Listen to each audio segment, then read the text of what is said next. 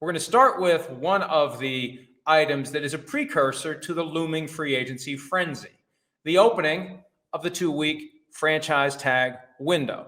That's today.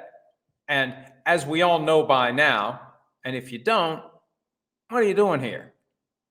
You know by now.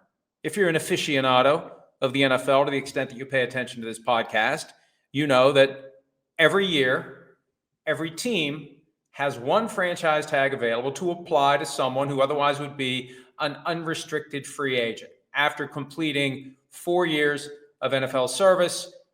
Contract expires, heads to the open market, blocked from the open market by the team that has the ability to say no, even though you might have earned a generational payday from some other team that values you more than we do, or more importantly, can only get you by giving you that significant contract. We can squat on your rights for 1 more year. And there was a time where they kind of sold this idea that it was some sort of an honor. It's not an honor. It's not a privilege. It is a restriction. It is golden handcuffs that keep you from getting a much bigger pile of gold elsewhere with no handcuffs. The franchise tag is a bad thing. The franchise tag restricts mobility of some of the league's best players.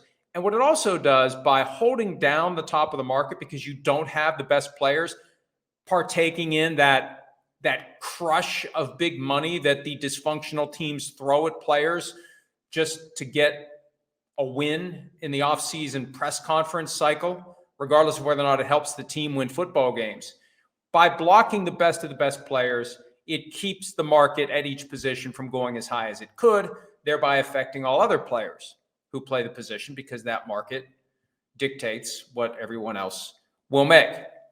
This year, we wrote this yesterday at PFT, and there's a very good team-by-team summary. I don't like to direct traffic to other websites, but hey, there's enough food for all of us. ESPN.com put together one team after another, the various individuals who cover those teams for ESPN.com with their assessment of what each team would do. And at the end of the day, there's only really one franchise tag hotspot: Cincinnati and receiver Tee Higgins. We'll talk more about the Bengals coming up. Now, Sam Darnold of the Vikings also in theory could be tagged, but Kevin O'Connell told us Super Bowl week, Friday, the day after he was named Coach of the Year for the 2024 regular season, that Sam Darnold has earned the right to become a free agent. That means they're not going to use the franchise tag on Sam Darnold.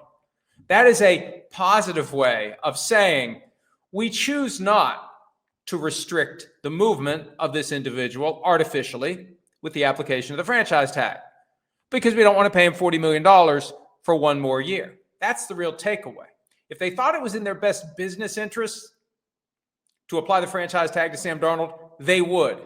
Any team would, except the ones that really don't know what the hell they're doing and aren't capable of figuring out their best interests. The Vikings have proven they're on the right side of that line, and they don't want to put themselves in a spot where the bottom line consists of $40 million given to a guy who might not be the starter in 2025.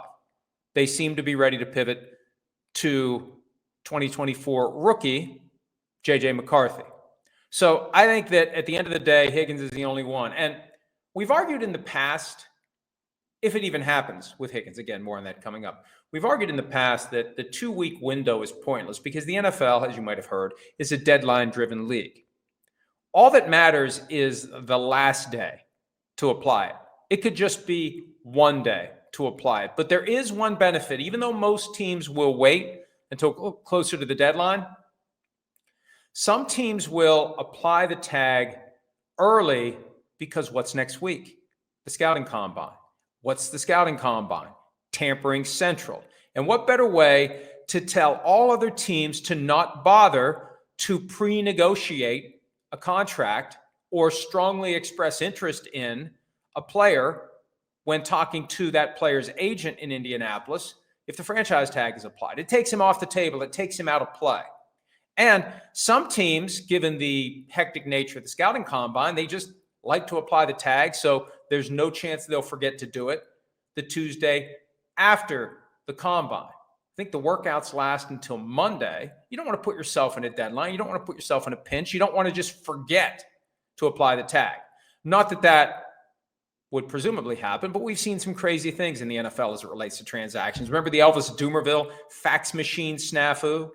Remember the trade that was going to send, was it A.J. McCarron? Is that who it was? From Cincinnati to Cleveland, and the Browns didn't turn the key on the launch sequence in time and notify the league of the trade, thereby blocking the trade from happening. So there's always a chance something screwy is going to happen if you do your business on a strict deadline basis. Do it early, no chance for a screw up. So, hi, it's Mike Florio. Thanks for watching PFT on YouTube. Hit subscribe for the latest news and analysis from Pro Football Talk.